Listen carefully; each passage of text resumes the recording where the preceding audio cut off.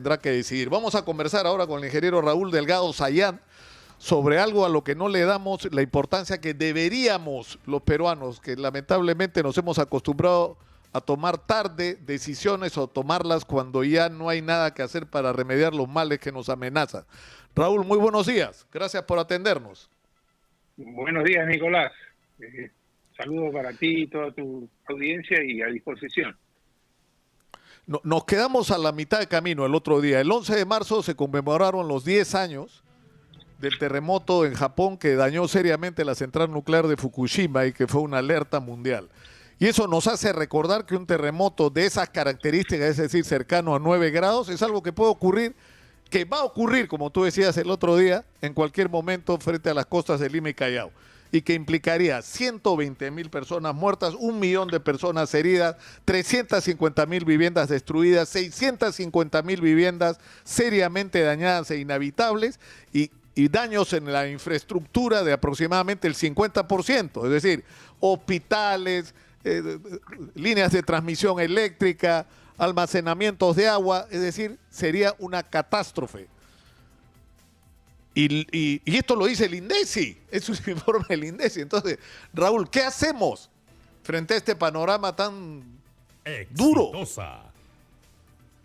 tan oscuro? Fíjate, Nicolás, lo primero que tenemos que hacer es reflexionar ahora lo recientemente ocurrido. Fíjate, en la pandemia nosotros hemos venido siendo alertados internacionalmente, incluso hubo conferencia de Bill Gates de hace unos años que esto iba a ocurrir, ¿no es cierto? Y no se tomó las acciones del caso. En enero, febrero sabíamos que esto estaba estallando y sin embargo no hicimos nada con relación a las camas UCI, con el oxígeno, o sea, no nos preparamos para eso. El Comando Vacuna viene informando desde mayo y junio que teníamos que suscribir contratos con los laboratorios para poder contar con las vacunas y que antes de fin de año íbamos a tener 4 o 5. Eso lo dijimos en mayo, junio, no se tomó ninguna providencia del caso. O sea, no nos preparamos, no estamos previendo que las cosas van a ocurrir. Ahora, en este caso, ni siquiera necesitamos que nos digan de afuera que hay una pandemia. No, internamente el Instituto Geofísico, INDECI, todos nos han dicho, señores, hace 275 años que no tenemos una liberación de energía de una magnitud de un terremoto 8.8 a 9. Eso la última vez que ocurrió fue en el 1746. Ya se han acumulado 16.5 metros, o sea, 5 o 6 centímetros por año de movimiento de placas restringidos, y eso nos va a dar el saldo de todo lo que tú has dicho. Entonces, yo incluso creo que va a ser mayor que eso, ¿no? Entonces, si tú miras eso con lo de la pandemia, no hay pues proporción, no solamente en el número de muertos y fallecidos que pueden ocurrir en apenas 2 minutos, sino también en toda la infraestructura destruida. La pandemia no destruye infraestructura. Y eso hemos demostrado que en planes de reconstrucción, ya sea con lo que ocurrió con Pisco o con lo que ocurre con los niños y demás, no somos pues nada buenos ni nosotros. Y entonces la idea es que si estamos convencidos, y efectivamente lo estamos, de que esto va a ocurrir en cualquier momento, puede significar pérdidas, creo que no las has dicho, del orden de 70.000, 80.000 millones, pero además la cantidad de fallecidos, que es impresionante, y que además nos va a costar trabajo hasta desenterrarlo de los escombros, ¿no? Entonces, incluso descubrir que están desfallecidos. Y todo eso puede pasar en cuestión de 2 minutos, ¿no? Ahora, ¿qué hay que hacer, Raúl? Ya, eso es lo más Primero, importante. ponerlo en agenda, que es lo que estamos haciendo. Definitivamente ponerlo en agenda. Tú has escuchado, por ejemplo, a todos los candidatos, planes de gobierno, te pasean por todos lados. Ninguno habla de este tema. Hablan hasta de cualquier cosa, pero de este tema, de cambiar la Constitución, obviamente el cambio de Constitución no nos va a arreglar este problema, ni el riesgo de vida, ni nada de eso. Entonces hay que moverse, hay que hacer lo que nunca hemos hecho antes. O sea, no contentarnos con nombrar autoridades de reconstrucción, con cambios y 50.000 cosas que no funcionan. ¿Por qué en lugar de nombrar ese tipo de cosas no nos preocupamos por autoridades de prevención de un desastre que vamos a tener? 3 mentales.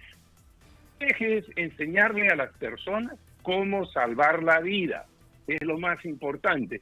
Sabemos que hay mucho tema de construcción informal, de autoconstrucción, de construcción en laderas de cerros, de construcción en suelos que no son buenos. En fin, tenemos una serie de evidencias de que eso va a colapsar. Hay que enseñarle a la gente a salvar la vida, pero eso no vamos a hacerlo mediante mensajes en televisión, no. Eso hay que hacer como en el censo. Hay que visitar a cada una de estas personas que está en condición vulnerable en sus viviendas, sentarse con ellos, y eso lo pueden hacer estudiantes entrenados de último año de ingeniería de todas las universidades que hay a lo largo y ancho del país, para decirle, mire, a usted le va a pasar esto, y tiene usted como 15 o 20 segundos desde que el sismo lo escucha para ponerse a buen recaudo. Y lo que tiene usted que hacer ahora aquí en su casa es esto. Si puedes salir, sales, y sales y te vas a este sitio. Claro, establecer si no, las zonas de seguridad. Y eso que está diciendo es bien importante, Raúl, porque supone que lo primero es salvar la vida, ¿no es cierto? Y que tú tienes que actuar. Cuando empieza un temblor, tú no puedes saber si va a ser un temblorcito o si es la catástrofe que nos amenaza. Entonces hay que actuar como si fuera la catástrofe. Rápidamente, ¿cuánto tenemos? 15, 20 minutos para ponernos antes de que venga el Zamacón. Segundos, perdón. Tenemos 15, 20 segundos antes del tremendo Zamacón.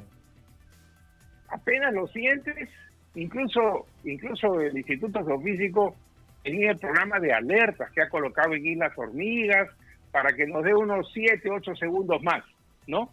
Entonces, en ese momento, ya si suena la alarma, ya sabemos qué cosa viene. Pero si no lo fuera, yo creo que lo más seguro es hacer lo que tú acabas de mencionar. Tenemos entre la sensibilidad inicial y el sacudón alrededor de unos 15 a 20 segundos. Tenemos que usarlo. Es un montón de tiempo que podemos hacer muchas cosas. Ahora, eso hay que enseñárselo a la gente, pero en su propia realidad. Ese es el primer eje. El segundo eje es cómo sigue funcionando la ciudad.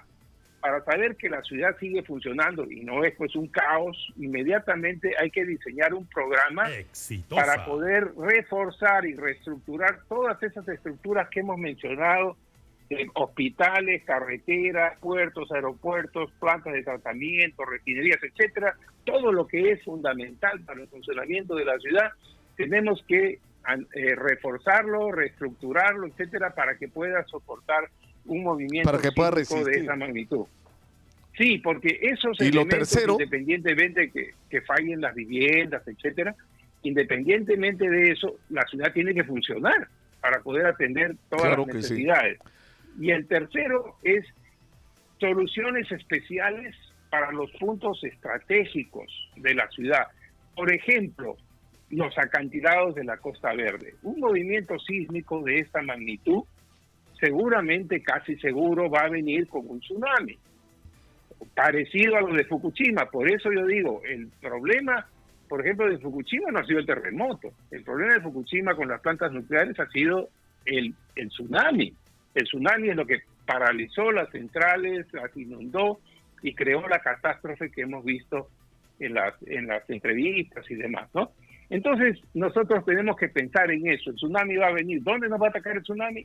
En el mar, en las costas, en la Costa Verde y en todos estos distritos en Ventanilla, litoral, ¿no? En Villa, en Chorrillos. Exacto, ¿no?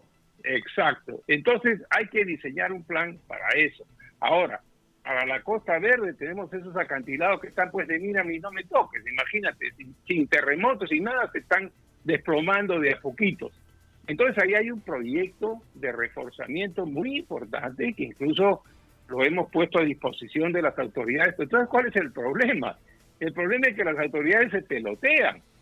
El gobierno central, el gobierno nacional dice, no, yo no tengo autonomía sobre la ciudad. El que tiene autonomía para la ciudad es el municipio. El municipio dice, oye, este proyecto me parece fantástico, etcétera, pero no tengo plata, ¿no? Entonces va y se lo pide al gobierno central y el gobierno central no se lo da, ¿no? Entonces ahí hay un peloteo que inmediatamente hay que pararlo. Hemos hecho yo creo sinceramente, Raúl, que este tema es absolutamente trascendente. y que lamentablemente, como tú señalas, no le estamos dando la importancia ni el lugar que debería tener en nuestra agenda. Y lo que estamos haciendo por segunda semana consecutiva es ponerlo en la agenda. Y yo me comprometo contigo a que a cada candidato que tenga adelante le voy a preguntar cuál es su plan para enfrentar la catástrofe que nos amenaza. Y a ver si así ayudamos a que este tema se introduzca. Y vamos, Raúl, a seguir conversando más adelante sobre este tema. Final, para que puedas cerrar un poco Sí. el tema. Fíjate, nosotros aproximadamente en patrimonio nacional tenemos 1.000 millones de millones en valor de patrimonio. Imagínate lo que pueda estar en riesgo conservadoramente es la 10ª parte, o sea, 100.000 millones de dólares. Si nosotros ponemos en ejecución este plan que te he mencionado y que eso nos pueda costar unos 3.000 millones de dólares, podemos poner a salvo todo ese patrimonio, además de las vidas. O sea, es una cosa que tampoco en este momento cualquier persona puede decir, bueno, ¿y qué hacemos? Bueno, pues hacemos esto, pues, pero hay que hacerlo previamente para evitar el daño. Eso es lo fundamental. Prevenir y no Muchas gracias. lamentar. Por supuesto. Muchas gracias, Raúl. Muchas gracias por estar con nosotros esta mañana. Y vamos a meter este tema en la agenda.